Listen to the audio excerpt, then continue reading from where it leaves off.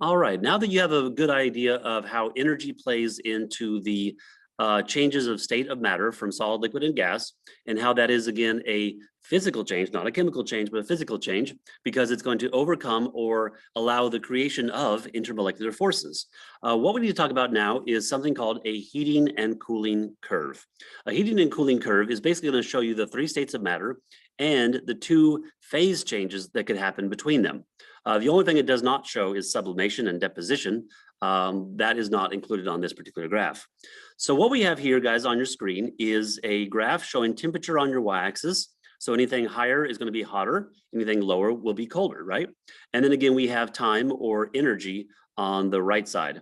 I really like, or excuse me, the bottom. I really like the word energy because if we're moving to the right, we actually have more thermal energy. And if we move to the left, we have less thermal energy. I think time is a little misleading because that would only be the case if we started on the left, we say we turned on the burner of our stove and we just monitored as it got hotter and hotter and hotter. But again, it's really more about thermal energy and a little bit less about time.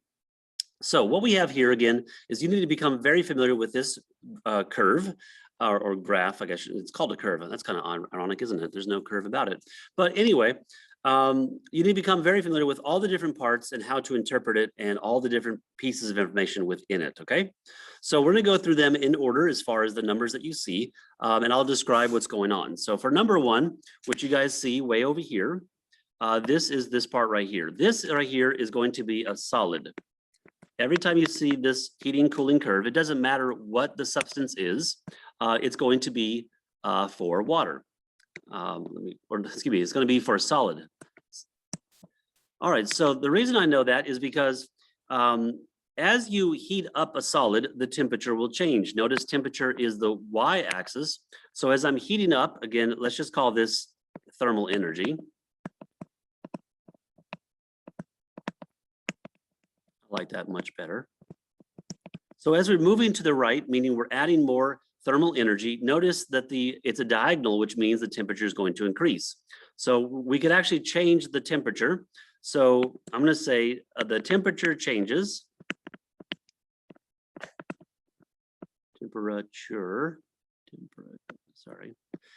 Changes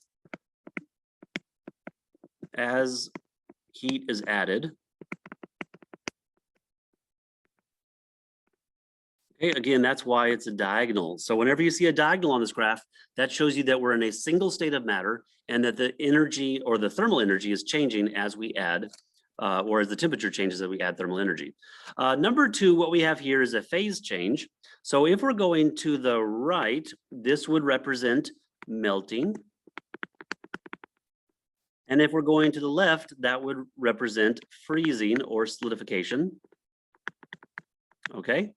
It all depends on which direction you're moving. Again, to the right, you're adding thermal energy, therefore you'd be melting from a solid to a liquid. If you're going from right to left, you're going from a liquid to a solid, and we call that freezing. Now, what's interesting about that is there is no temperature change, right? Notice it's a horizontal line. It's a horizontal line on number two, so there is no temperature change. So let me tell you this, if you have, say, a glass of water, and whether you just put a whole bunch of ice in there, or there's like one little tiny piece of ice left, the temperature of that water is going to be exactly the same. It's going to be 0 degrees Celsius. The reason is because whether you have a lot of ice or very little ice, the thermal energy that's going into it, let's say we're going from left to right on the graph, is going to breaking down the intermolecular forces of the ice and turning it into liquid water. It is not going in any way into heating or cooling the water. If there is any ice, say you have a cooler and it's the summertime and you throw some drinks into your cooler, you all know that if you put a lot of ice in there, you think it'd be colder than when you open it up an hour later and there's just a little bit of ice left and mostly water. Ironically, it's the exact same temperature because as the thermal energy is increasing within the cooler, it's not going to heating up the water. Where it's going, like I just said, is it's going to breaking the intermolecular forces of the ice. And again, that's what's changing, not the temperature. That is why number two is a horizontal line. There is no change in temperature, whether you are at a right here, which is pretty much all ice, or right here, which is pretty much all water and just a little bit of ice. Okay, it's kind of weird, kind of counterintuitive, but that is true. As long as you have any amount of ice, you are still at the exact same temperature as when there was a lot of ice. So moving on to number 3, again, notice this is a diagonal, therefore the temperature is changing because this is a liquid. The middle diagonal is always going to be a liquid. Again, the temperature is going to change as heat is added.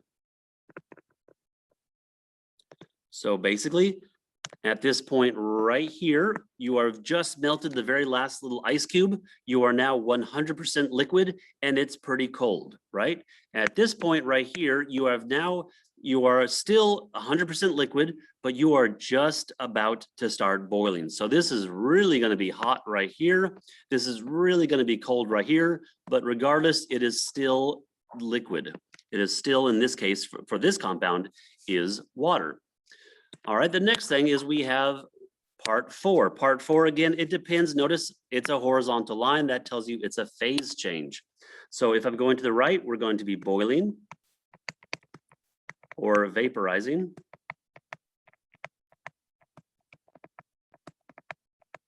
And if we're going left, meaning we're removing thermal energy, we're going to be condensing or condensation.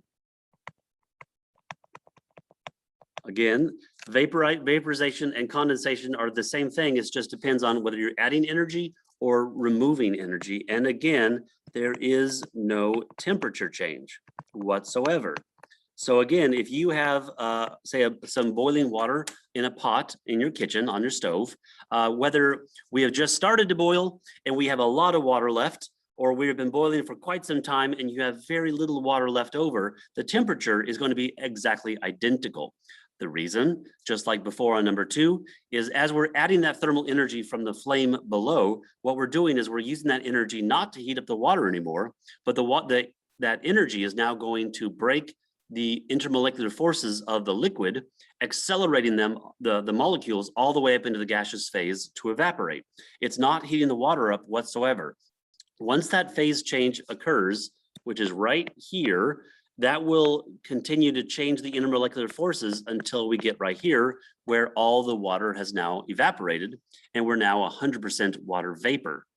So that horizontal part, again, is a phase change, and the energy, the thermal energy, which is the x-axis, is not changing the temperature, the y-axis, because like I said, it's going to change the intermolecular forces, either breaking them if you're going to the right or forming them if you're going to the left. And again, we're just undergoing a change of state of matter.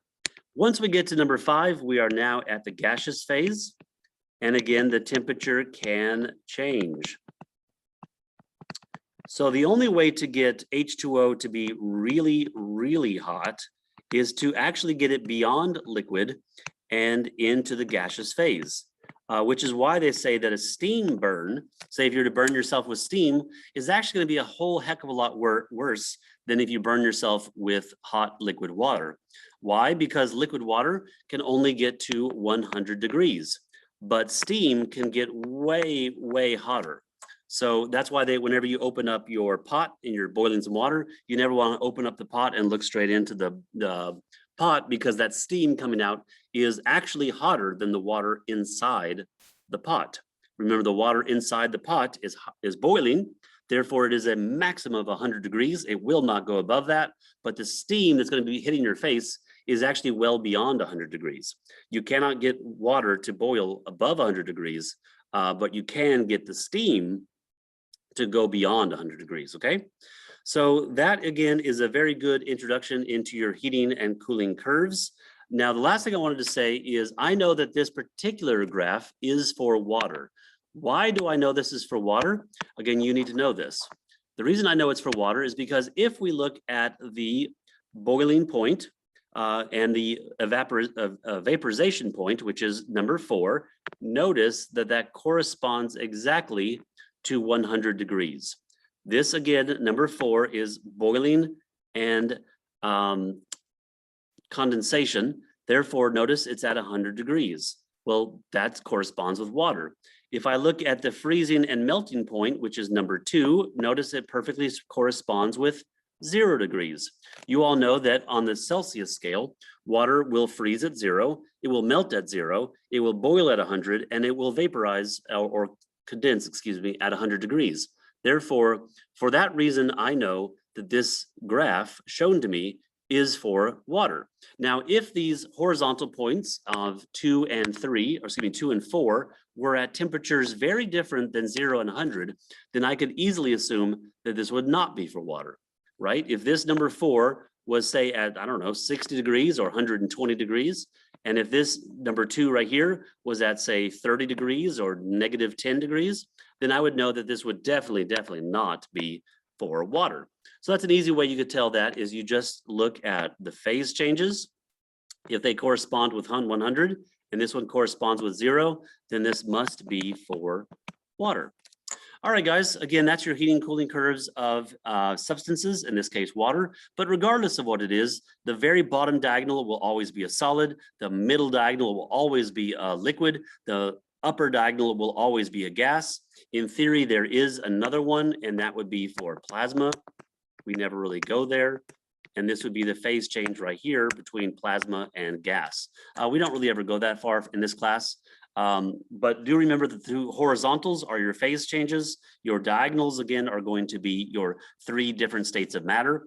And again, they're diagonal because the temperature changes, whereas in the horizontals, the temperature does not change because, again, just to repeat myself, the thermal energy is going into either forming or breaking the intermolecular forces.